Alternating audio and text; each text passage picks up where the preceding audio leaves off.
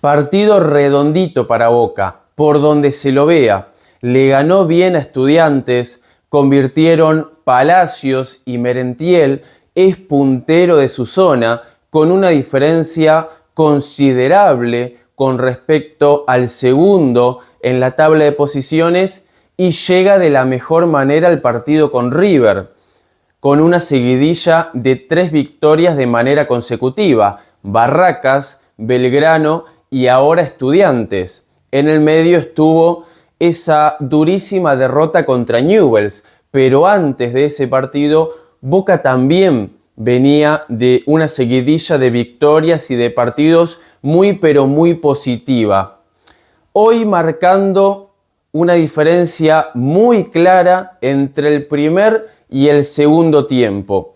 Dos equipos completamente diferentes. El Boca del primer tiempo no se pareció en absolutamente nada al Boca del segundo tiempo, que salió con otra actitud, otras ganas de enfrentar el partido, otra filosofía de juego y por sobre todas las cosas con otra contundencia de cara al arco de Mansilla. En los primeros 45 minutos, Boca durante gran parte de esos minutos se sintió incómodo. En la Bombonera estuvo realmente muy incómodo. Estudiantes le planteó un partido jodido y se hizo cargo de la pelota, se hizo cargo del protagonismo. Estudiantes dominó el partido, sin ser un equipo descollante, deslumbrante, pero era mejor que Boca. Llegó en varias ocasiones, una de las más destacadas con una salvada heroica de Agustín Marchesín ante un cabezazo de Carrillo, pero Boca tuvo la mejor opción de este primer tiempo. No había fluidez de juego, no había circuitos de juego, no había jugadas de asociación entre los jugadores de Boca, pero una pelota que le llega a Cavani engancha al uruguayo y también, valga la redundancia, lo enganchan a él. Boselli, penal para Boca. En un momento donde el equipo tambaleaba, donde el equipo no se mostraba firme, parecía que estábamos acudiendo a uno de esos partidos flojos del equipo de Gago que te hacen replantearte varias cosas. Lo cierto es que a Boca se le presentaba, casi caído del cielo, una opción inmejorable para ponerse en ventaja, para abrir un partido complicado, difícil. Agarra la pelota Cavani y le pega de manera muy anunciada al palo izquierdo de Mansilla, que se tira justamente para ese lado y ataja el penal. Yo me pregunto, si Cavani no está con confianza en este momento, que es entendible, hace varios partidos que no hace goles, no un montón, pero sí son varios para lo que debería ser la marca goleadora de un tipo como Cavani, ¿por qué no se lo cede a otro compañero? Una mea culpa, una autocrítica, decir, yo en este momento estoy falto de confianza, que se haga cargo otro, porque en la cancha estaba Rojo, que no erra penales seguido, y estaba en la cancha Palacios, por poner dos ejemplos de jugadores que patean bien los penales.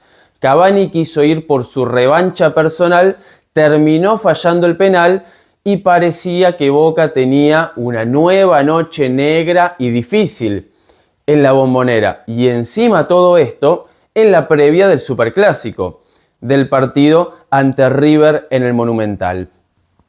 Pero como dije hace unos minutos, cuando terminó el primer tiempo, la sensación era de que Boca había sido menos que Estudiantes, que le había costado mucho el partido y que no se había asentado en ningún momento. Actuaciones individuales bajas, rendimientos bajos, pero esto cambió notablemente en el segundo tiempo. Boca cambió la mentalidad directamente. Andás a ver lo que habrá pasado en la charla técnica. Lo celebro. No sé qué puede haber pasado para que el equipo cambie tanto de un momento hacia el otro, en 15 minutos prácticamente de intervalo. Por mí, no pasa nada, yo no tengo ningún tipo de problema. porque Boca en el segundo tiempo salió con furia, salió a comerse la cancha, como debía ser desde el principio, salió a ser protagonista del partido, en la Bombonera, en su casa, como tiene que ser. Uno en su casa pone sus reglas, y las reglas en la casa de Boca las estaba poniendo Estudiantes. Pero a partir del comienzo del segundo tiempo, las reglas, lo que se debía hacer en el partido, las puso Boca. A los 3 minutos ya estaba ganando el partido. Una jugada fenomenal que nace desde la mitad de la cancha. Pelota larga para Zenón. Zenón un centro cruzado para Merentiel que con mucha claridad y jerarquía le cede la pelota atrás a Palacios, que estaba solo. Casi un penal en movimiento. El chileno define como lo que es un jugadorazo. Cruza la pelota, le cambia el palo a Mansilla, gol de Boca. Ya el equipo desde el primer segundo había contagiado otra cosa, era otro equipo. Y lo bueno de todo esto es que rápidamente lo trasladó al marcador. Una cosa que siempre le cuesta a Boca. Capaz tiene buenas sensaciones durante el partido, buenos momentos durante el partido, pero le cuesta mucho llegar al arco del rival y plasmarlo en el marcador, que ese dominio futbolístico se vea después en el resultado. Hoy le llevó nada más ni nada menos que 3 minutos en ese segundo tiempo. Después el partido se enfrió un poco, tumulto va, tumulto viene, pero a los 18 minutos, a los 20 minutos aproximadamente, para poner un número redondo, Boca ya estaba 2-0, con un golazo desde afuera del área de Merentiel, después de una recuperación de una pelota que perdió tras un mal pase Eric Mesa. Golazo de Merentiel. Golazo de Merentiel que me parece que se ganó con este partido la titularidad en el Superclásico. No solamente con lo que hizo hoy. ¿Ayudó? Claro que sí. Pero con lo que venía haciendo también Merentiel, que desde el banco de suplentes le aportaba mucho al equipo, con los atributos que tiene la bestia. El sacrificio, el esfuerzo, la velocidad en el 1 contra 1, la capacidad de generarse él mismo opciones de gol, me parece, yo desde mi lado opino, que tendría que ser el acompañante de Cavani en el partido ante River, más teniendo en cuenta que Milton Jiménez hoy está con un esguince de tobillo y no sabemos todavía si va a llegar al 100% al Superclásico. El tobillo es noble, no es una lesión complicada, pero quedan pocos días. Es el domingo que viene el partido con River. Hoy Merentiel hizo la tarea, hizo los deberes para ganarse el puesto ante el conjunto de Marcelo Gallardo. Entonces, Boca a los 20 minutos del segundo tiempo, es decir, con 20 minutos buenos de fútbol, ya tenía resuelto el partido. Y como ya tenía resuelto el partido, prácticamente después no sufrió. Yo no recuerdo ninguna jugada de Estudiantes en el segundo tiempo. En el primero tenemos la atajada de Marchesín y la jugada de Medina que salva en la línea advíncula. Boca tenía nada más en la lista de ese primer tiempo el penal de Cavani y prácticamente nada más. Ahora en el segundo tiempo Boca ya tenía esas 2 ocasiones, esos 2 goles, por eso marco la contundencia que ha tenido hoy el equipo, y después me tienen que ayudar ustedes si me estoy olvidando alguna jugada de Estudiantes de La Plata. Y algo que es valorable del equipo hoy, que no suele pasar, no sufrió el partido. No sufrió el cierre del partido, lo ganó bien, de manera holgada. Aunque sea un 2-0, que muchos dicen que es el peor resultado posible, que si se te ponen 2-1, no sabes si tenés una ventaja interesante en el marcador o si ya te están por empatar, todo lo que genera el 2-0, ¿no? En el mundo del fútbol. Bueno, Boca nunca tuvo ningún tipo de duda. Boca fue un equipo sólido en defensa, sólido en el mediocampo, con un Milton Delgado muy protagonista en el segundo tiempo. En el primer tiempo lo habían tapado porque, claro, saben que Boca sin Delgado prácticamente no se entiende. Delgado es la conexión de mediocampo a ataque. Y si lo tapás a Delgado, le tapás la salida probablemente y el juego en mitad de cancha a Boca con todo lo que hace Milton Delgado, la distribución de juego que hace para el frente, para el lateral, para atrás, hacia donde sea. Pero en general, todo el equipo mejoró, todo el equipo subió 2 o 3 escalones en el segundo tiempo. El partido del primer tiempo era flojo, era un Boca que no queremos ver. Ahora, el partido del segundo tiempo fue completamente diferente. Boca jugó un muy buen segundo tiempo. A mi parecer, minimizándolo de manera increíble a Estudiantes, que pasó de ser el dominador del partido a padecer directamente el partido. Y esto fue todo mérito pura y exclusivamente de Boca. Sí, podemos entender alguna baja en el rendimiento, alguna merma en Estudiantes, pero la tarea, toda la tarea la hizo Boca, que terminó ganando de manera cómoda y tranquila el partido 2-0. Como les decía, Boca con esta victoria llega a 32 puntos y de a poquito, a falta de 2 partidos, cada vez falta menos, va agarrando, arañando, ¿viste? Ese primer puesto que te da la posibilidad de jugar todas las instancias hasta las semifinales, inclusive en condición de local. Esto, obviamente, siempre y cuando no te enfrentes a un rival de la zona de enfrente que tengas más puntos que vos. Hoy eso parece difícil, porque Boca es el equipo que más puntos ha sumado en el fútbol argentino durante 2025. Pero todavía quedan 2 partidos para Boca y para los equipos que le siguen a Boca, la mayoría todavía quedan 3 partidos, porque hay muchos que no han jugado esta fecha número 14 del torneo Apertura. Fue una muy buena victoria de Boca con un segundo tiempo que es para que se vuelva a repetir, que es para destacar del equipo de Fernando Gago. Podemos decir que fue uno de los mejores momentos futbolísticos que ha tenido el equipo de Pintita, que de a poco se va asentando, de a poco va regularizando cuestiones, Gago. El esquema, el sistema futbolístico, ciertos jugadores, ya las dudas no son tantas, los cambios partido tras partido no son tantos y además, obviamente, esto tiene que ver en gran parte porque el equipo juega cada una semana. Ahora prácticamente que no tiene competencia en los días de la semana, en los días de entre semana, mejor dicho. Esto es bienvenido porque Boca gana, Boca suma puntos, Boca está puntero de su zona y obviamente de la tabla anual y el rendimiento lo va encontrando, lo va moldeando, va apareciendo. Y además van apareciendo niveles individuales muy importantes de ciertos jugadores. El video pasado hablábamos de Rojo y de Zenón, que también hice un recorte para mi canal de YouTube.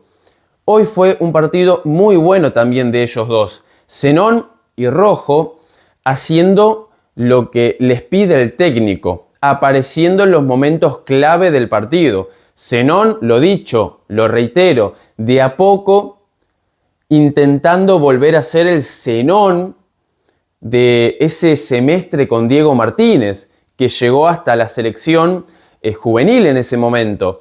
Y Rojo con toda la calidad que conocemos. 9º partido seguido de Rojo. Esta es la tercera vez que sucede durante su ciclo en Boca. Para que entendamos en qué momento está Rojo, en qué momento de actualidad está Marcos. Tiene continuidad, tiene fútbol, y si Rojo tiene salud futbolística y salud física, es un jugador de la reputísima madre. Si está concentrado, metido en el partido, es un gran defensor y eso lo está demostrando. Ya destaqué también lo de Milton Delgado, que siempre juega bien. El primer tiempo no había sido del todo bueno, pero después en el segundo lo terminó recompensando, entre comillas. También destacar, obviamente, a una de las dos figuras para mí que terminó teniendo Boca. Boca tuvo dos figuras que estuvieron por encima del resto de sus compañeros, que mantuvieron un nivel general muy importante, un nivel general aprobado, 7-8 para mí. El que se lleva el segundo puesto, al menos en mi consideración, es Merentiel. Gol y asistencia. Si vamos en orden, asistencia y gol. Siempre te suma algo Merentiel. Es un jugador que algo siempre te va a dar. Por más mínimo que sea, él siempre va a estar para aportarte algo a disposición del equipo. Porque Merentiel pone antes al equipo que a él mismo. Y eso se nota. Hoy fue titular, asistió a Palacios con mucha claridad cuando capaz podría haber rematado, podría haber centrado la pelota para Cavani, tuvo la claridad mental y futbolística y la frialdad para cederle la pelota a Palacios, que estaba solo, y terminó siendo el primer gol de Boca. Y después el segundo gol es todo obra de él. Recupera la pelota, conduce con el balón y saca un remate infernal. Y después por encima, un pasito por encima de Merentiel, está Carlos Palacios, que también lo había marcado ante Belgrano, que había hecho el tercer gol del partido. Cuando está metido, cuando se enfoca en jugar, es un tipo diferente, es un tipo de otra jerarquía, de otra calidad. Entiende los tiempos del partido, tiene una visión de juego privilegiada. Esas pelotas entre líneas que solo ve él, y también sabe cuidar la pelota. A mi parecer hay veces que la tiene en sus pies en demasía, por demás, pero hay veces que no se la pueden sacar. Hay una jugada en el primer tiempo por el costado izquierdo que dejó a 2-3 hombres en el camino con suma facilidad. Y aparte es un jugador que me parece que entiende en el lugar donde está, entiende dónde está parado, entiende que está en el Club Atlético Boca Juniors. Hoy fue la figura total del partido. Al lado, casi a la par, Merentiel. En vísperas de un nuevo superclásico del fútbol argentino. Boca llega bien. Boca llega en comparación con lo que uno podría pensar en los primeros meses del año o no mucho tiempo atrás, muy bien. Me animaría a decir que llega mejor que River, pero los superclásicos son partidos aparte, son partidos donde la actualidad no sé si te sirve de mucho.